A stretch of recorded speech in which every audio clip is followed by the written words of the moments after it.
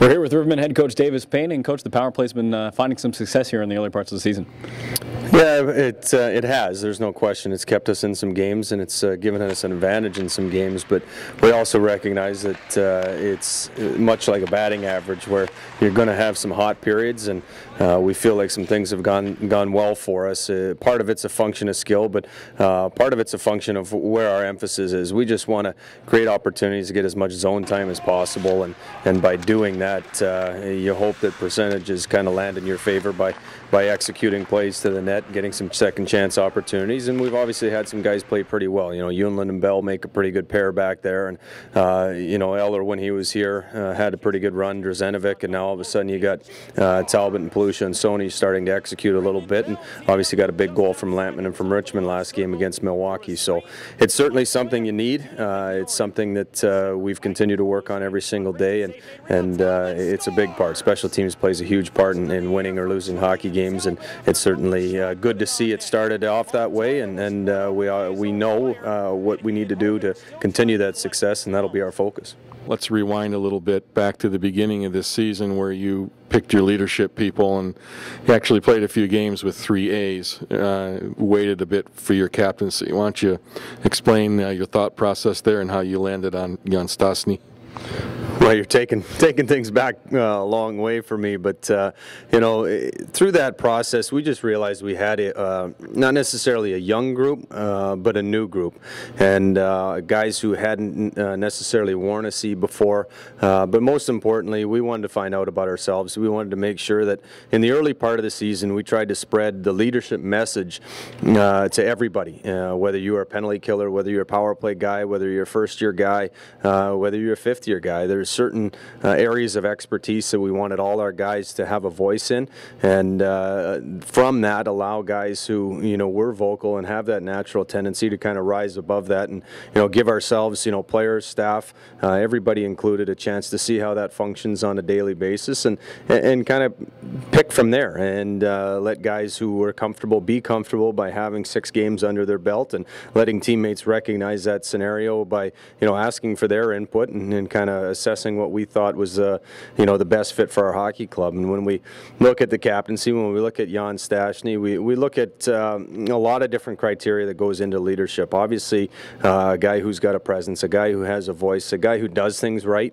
both with his work ethic in practice and in games, and also the ability to establish some emotional control, and whether it be with officials or during times, you know, in practice, but mostly during games where, you know, there's highs and there's lows, and we've got to make sure we've got a guy who's, you know, kind of pointing us through the, you know, through the storm, so to speak, and in the right direction at all times. And, you know, the guy that's got the voice that is able to stand up and say, hey, let's calm things down here, let's get back going in this direction, or, you know, recognizing a push by your opponent, and recognizing we got to pull things up here. So Jan is obviously a guy who grew up with the game. He does all the right things, he knows all the right things, and now we're getting to see him have a chance to say the right things, and I think he's attached to the role pretty well, and he's done a great job so far.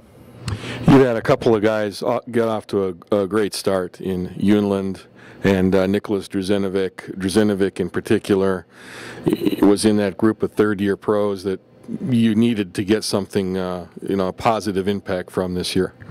Well, there's no question. If we were going to have some success, we had to have guys step up in offensive roles, and Draz is a guy who's done that. We switched him over to the wing, and it seems to give him a little bit more opportunity to use his energy in offensive situations as opposed to defending in our own zone. And I think that's kind of, you know, loosened him up a little bit to kind of try and push the envelope a little bit. Now, obviously, he's got off to a great start, and, you know, Lars Eller was a part of that, and, you know, those two guys playing together. We needed, you know, guys like that to kind of feed off each other, and, you know, now even though it's, you know, you want to get off to a good start, we're 13 games into it now, and you've got guys like Talbot starting to get going, and, you know, these are things that, you know, a hot start doesn't necessarily mean what you're going to get what you need as the season goes along. You'd certainly rather finish hot, and find a way to grind through the regular season. But all these guys are getting an understanding on where their role is, and sometimes for your offensive guys, that first goal is seems like it can take forever. I can remember one time it took me 15 games, and I thought about 5 games into it I was going to put my head through a wall. So any chance you have that you can get early success, it's certainly something that these guys are able to feed off of. But also sticking through the process and knowing that your third-year guys, your Porters and your Reeves and Talbots, and these guys are all going to have a chance to play big roles and influence the wins for our hockey team. You talk about some of that offense, and a lot of it's coming from the defense, with Unlin leading the team in points. You've got Danny Richmond getting involved, Steve Wagner's getting involved. The defense on paper, some pretty strong guys that you've had here in your time, and even the last 4 or 5 seasons. Well, I don't think it's any mystery when you looked at the makeup of our hockey club coming in, to see a bunch of skill back there and see 6 or 7 guys even that have real good feet, real good ability to make outlet passes, ability to join the rush, ability to make things happen, laterally from the offensive blue line. And we certainly knew that was going to be a strength of our club. Now they have Unlin Bell, obviously with the power play, but also in transition and situations coming up ice. That has been, and we expected it to be, a strength of our hockey club. We need to kind of turn that around. We like where we are with our goals for.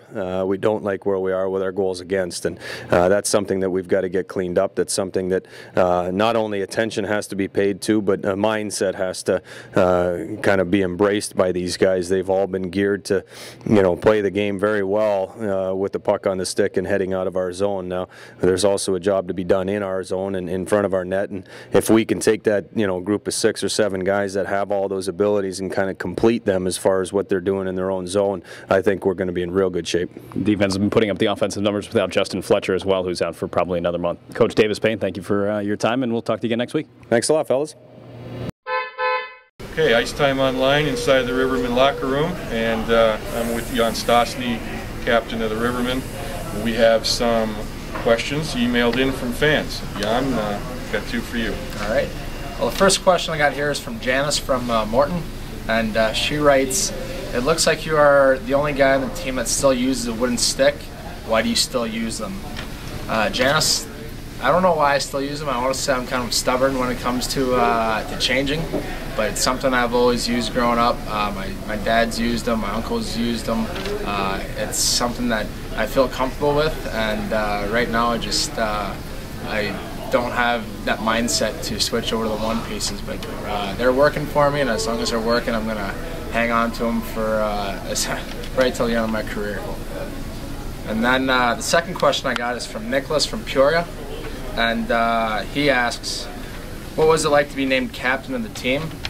And to be honest, it was a real big honor. Last year I had Trent Whitfield, who was our captain, and he's a good friend of mine, and to be able to have to carry that C on my jersey was a big honor, especially knowing that a lot of the guys on the team kind of had their input, and the coach Painter definitely gave me the seat to lead this team. So I take it in stride, and I take it with a lot of honor and wear it with a lot of pride.